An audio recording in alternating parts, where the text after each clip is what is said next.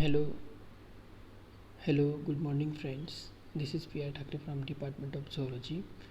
Today we will see the next concept of unit number 4th, evolutionary processes, that is Lamarckism.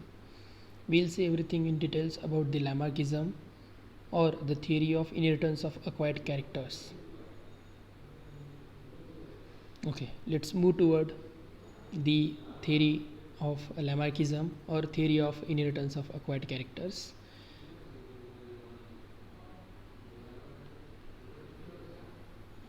Okay, let's move toward from this slide. Here you can see on this slide the picture at right side. The picture of this right side is of the great naturalist or the evolutionist Jean-Baptiste de Lamarck. He was born in 1744 and died in 1829. He was the great French naturalist. The name of that great French naturalist is commonly known as Lamarck. Lamarck sought a naturalistic explanation for the diversity of modern organisms and the animals seen in the fossil record. The French naturalist Lamarck was proposed theory of inheritance of acquired characters in 1809 in his book Philosophic Zoologique. He wrote one book in his past days, and the name of that book was given by him, that is Philosophic Zoology. In the past days, Lamarck was postulated some points. We will see that points in details here. That points was proposed by Lamarck, which is known as the postulates of Lamarck's. Here is the first postulate is new needs. As we know, in evolution there has been certain theories was put forth by different naturalists, and among these, this is one theory that is known as Lamarck's theory of inheritance of acquired characters. As we focused on theories of evolution, we knew that four theories generally put forth by the naturalist, and these theories are Lamarck's theory of inheritance of acquired characters, which was proposed by the Jean-Baptiste Lamarck. Second theory was proposed by Darwin's theory, which is also known as Darwin's theory of natural selection. Third theory was proposed by Hugo de Vries, which is known as the mutation theory. And last theory was modern theory or neo-Darwinism or synthetic theory of evolution. And here we are seeing about the Lamarck's theory of inheritance of acquired character. Lamarck in his past days postulated some points, and we will see here that points in details. First postulates of Lamarckism theory is new needs. Here new needs words suggested that the specific living organism requires some modifications in his living pattern. Changes in environment factors like light, temperature, medium, food, air, etc. or migration also lead to origin of new needs in living organisms. That abiotic factors, whatever you can see on this slide, that is light, temperature, medium, food, these all abiotic factors directly or indirectly affects on the living organisms, and they changed that living organisms needs, and ultimately they require new needs in their behavioral pattern. To fulfill these new needs, living organisms have to exert special efforts like changes in habits or their behavior, and ultimately they show the new needs as a need. Second one is use and disuse of organs. As the word here suggested that use and disuse of organs. Once the living organism acquire the new modifications in the form of new organ as a need, then that organ is using more times or not using more times. Here is the words are comes there, that is use and disuse of organs. The new habits involve the greater use of certain organs to meet new needs, and the disuse or lesser use of certain other organs which are of no use in new conditions. यहाँ पे क्या होता है, living organism में अगर कोई new organ as a need करके किसी लिविंग स्पीसीज़ ने अक्वायर किया हो, तो उस ऑर्गन का अगर ज़्यादा से ज़्यादा यूज़ किया जाता है उस लिविंग ऑर्गेनिज्म के माध्यम से, तो वहाँ पे उस ऑर्गन ज़्यादा ग्रेटर यूज़ होने की वजह से उसका यूज़ ज़्यादा हो जाता है, और ज़्यादा होने की वजह से उसमें मॉडिफिकेशन ज़्यादा आते हैं, और वो जो ऑर्गन है वो ऑर्गन उस लिविंग थिंग्स में उसी तरह से अक्वायर होने लगता है। एंड जो ऑर्गन ज़्यादा से ज़्यादा यूज़ नहीं होता है उसे कहते हैं डिसयूज़ ऑफ ऑर्गन्स, और उस डिसयूज़ की वजह से वो ऑर्गन उस लिविंग ऑर्गेनिज्म में से लॉस्ट हो जाता है। तो यही वो पॉस्टुलेट है, use and disuse of organs. Third postulate is inheritance of acquired characters. Lamarck believed that the favorable acquired characters are inheritable and are transmitted to the offsprings, so that these are born fit to face the changed environmental conditions and the chances of their survival are increased here. यहाँ पे क्या होता है, जैसे ही living organism में किसी new organs को as a need करके वहाँ पे यूज़ करना चालू कर दिया हो, तो वहाँ पे क्या होता है, उसी ऑर्गन का जो ट्रांसमिशन रहता है वो जनरेशन के माध्यम से from one generation to next generation चलता रहता है, और वो जो न्यू ऑर्गन है उस न्यू ऑर्गन का वहाँ पे यूज़ भी ज़्यादा से ज़्यादा होने लगता है, और उसका जो ट्रांसमिशन है वो जनरेशन टू जनरेशन इनहेरिटेंस के माध्यम से चलता रहता है। ऐसा होने के बाद वहाँ पे कौन सी भी इन्वायरमेंटल कंडीशंस चेंज हो गई तो भी वो ऑर्गेनिज्म वहाँ पर्टिकुलर इन्वायरमेंटल कंडीशंस में सर्वाइव होने के लिए ज़्यादा से ज़्यादा वहाँ पे अपना सर्वाइवल रेट दिखाता है। और ये जो इनहेरिटेंस ऑफ अक्वायर्ड कैरेक्टर्स है, जो भी कैरेक्टर्स लिविंग ऑर्गेनिज्म में अक्वायर्ड किए हुए हैं एज ए न्यू नीड्स करके, तो उस अक्वायर्ड कैरेक्टर्स को इनहेरिटेंस के माध्यम से एक जनरेशन से दूसरे जनरेशन तक ट्रांसमिट किया जाता है। Finally the speciation is takes place there. Lamarck believed that in every generation new characters are acquired and transmitted to next generation, so that new characters accumulate generation after generation. After a number of generations a new species is formed.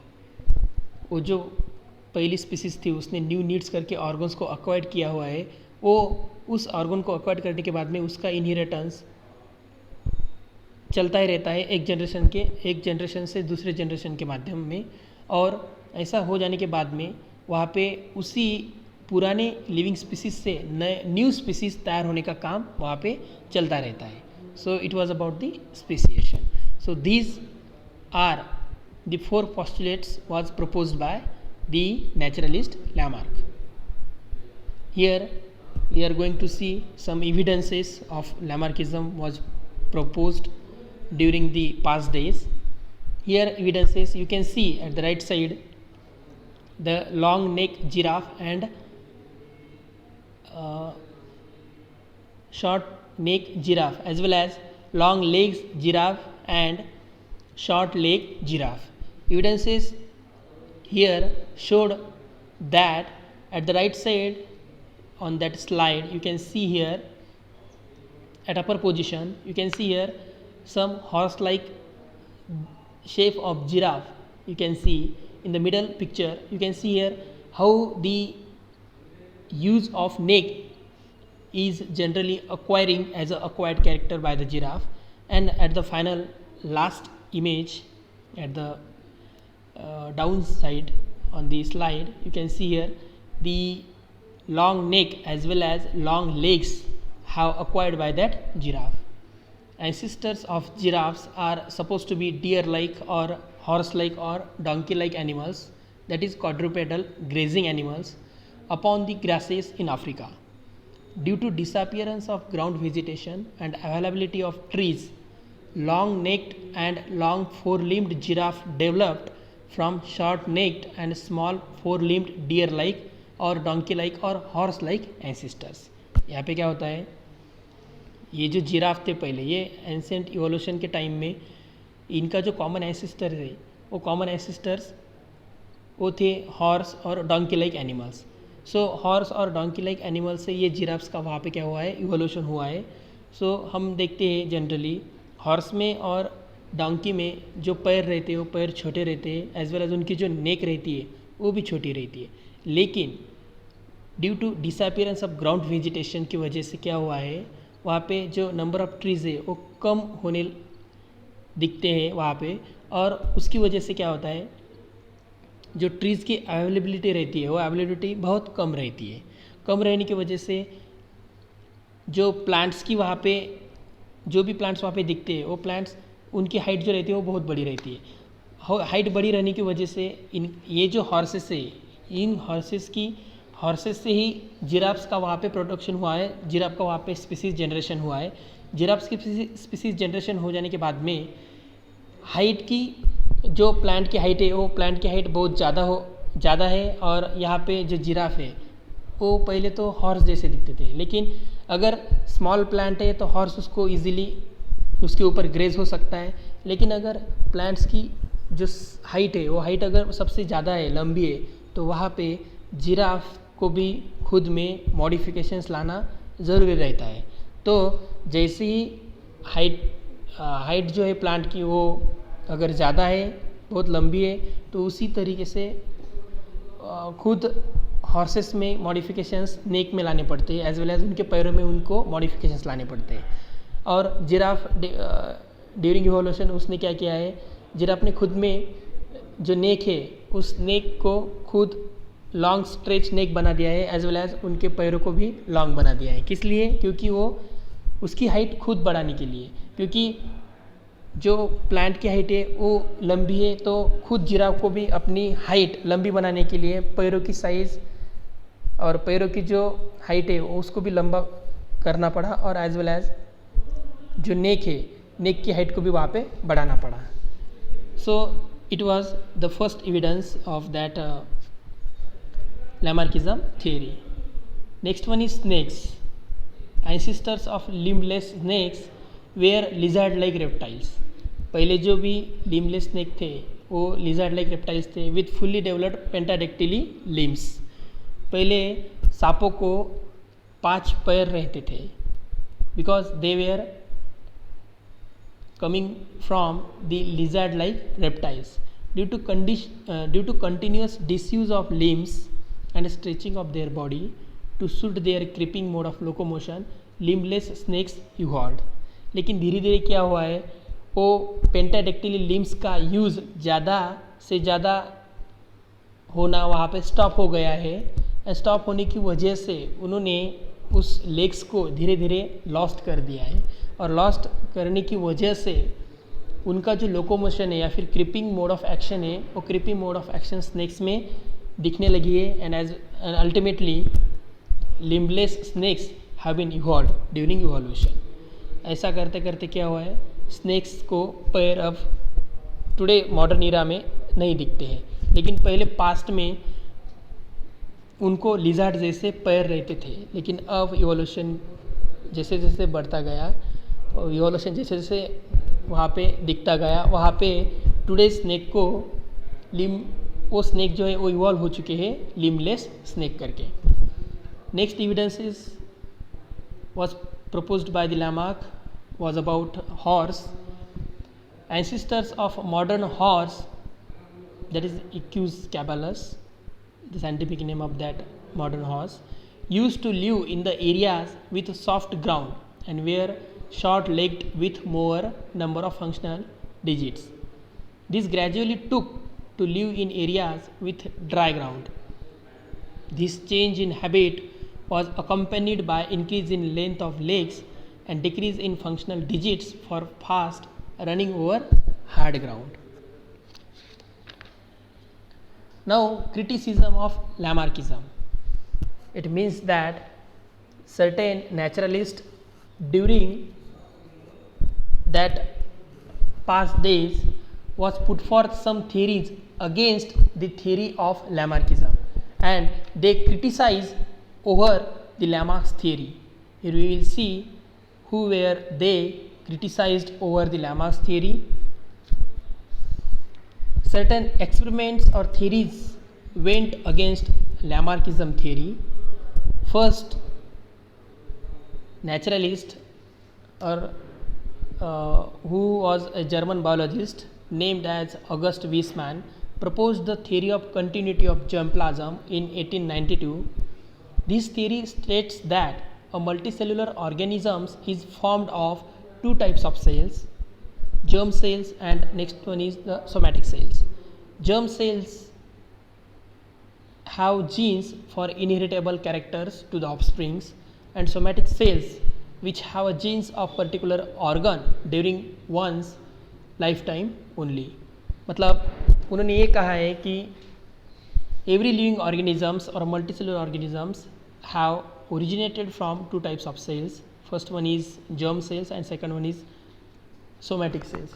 Germ cells ऐसे cells उन्हें reproductive cells भी कहते हैं. उनके पास ऐसे jeans रहते हैं जो इनहेरिटेबल कैरेक्टर्स को from parents to offsprings transmit कर सकते हैं और वो जर्म सेल्स वहाँ पे ट्रांसमिट होते हैं.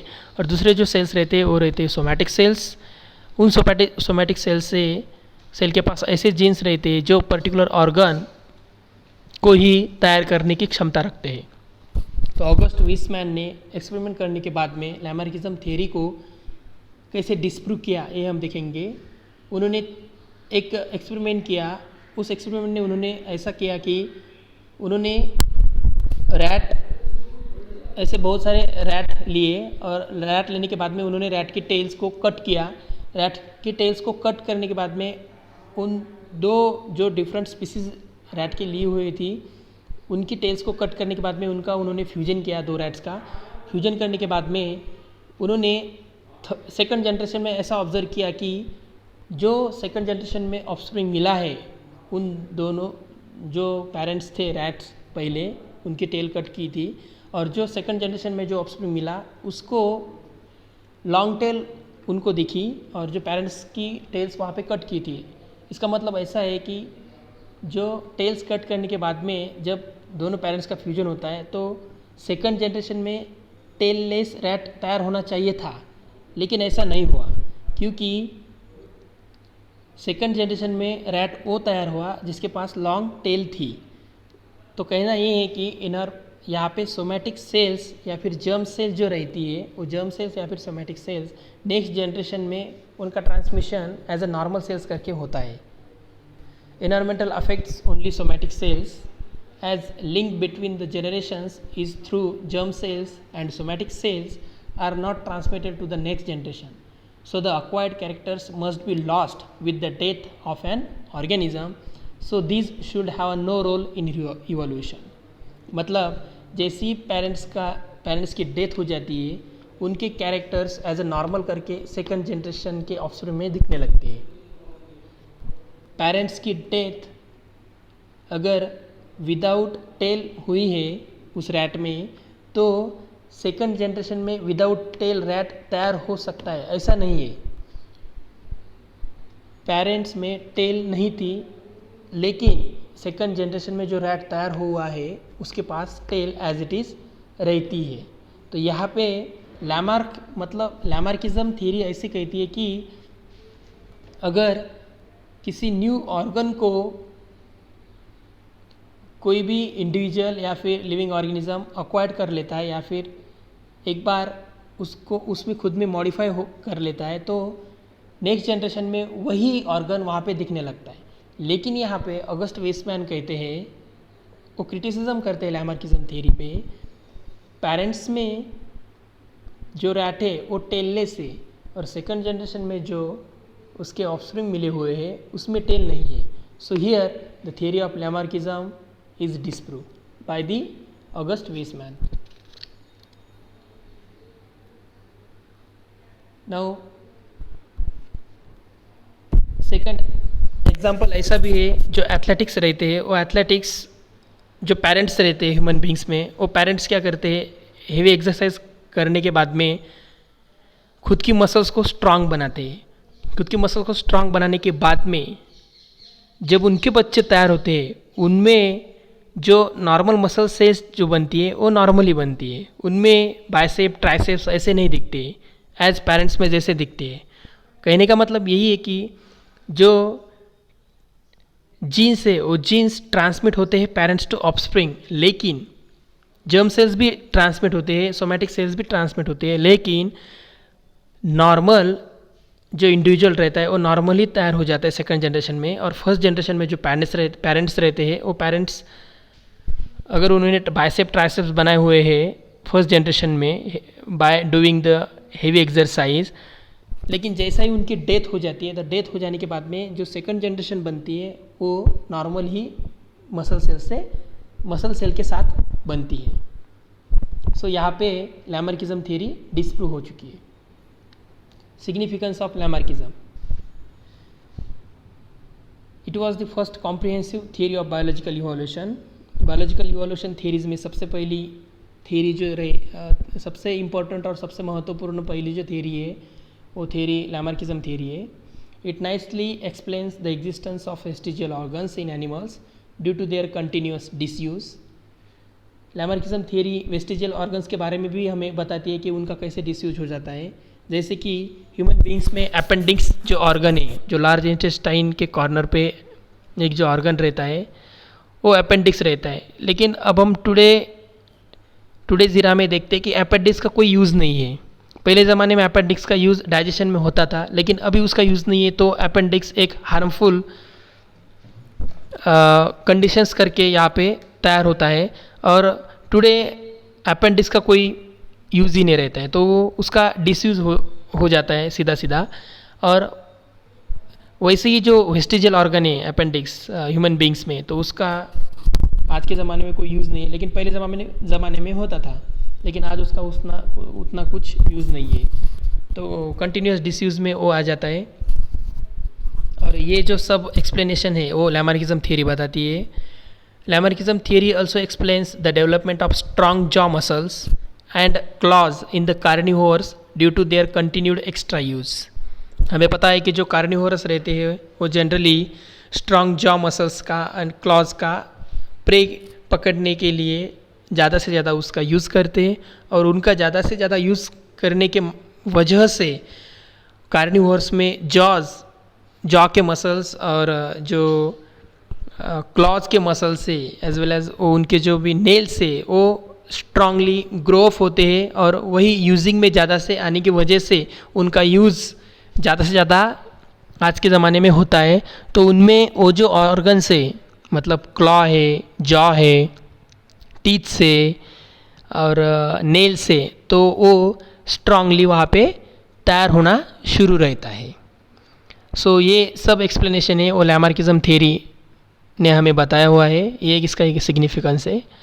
Lamarckism theory also stimulate other biologists to look for the mechanism of organic mechanism. ये लैमार्किज्म थियरी यहाँ से इवोल्यूशन में सबसे पहले इसने अपनी जो भी थियरी पुट फॉर्थ की हुई है, तो ये बाकी के बायोलॉजिस्ट को बताती है कि और कितने सारे मैकेनिज़्म इस नेचर में अकर्ड होते रहते हैं।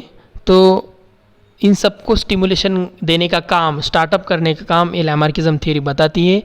एंड बायोलॉजी में इतने कितने भी जो मिस्ट्रीज़ है वो मिस्ट्रीज़ को खोजने का काम चालू करने का जो स्टिमुलेशन है वो लैमार्किज्म थियरी हमें यहाँ पे बताती है। So it was about the Lamarckism theory. Thank you.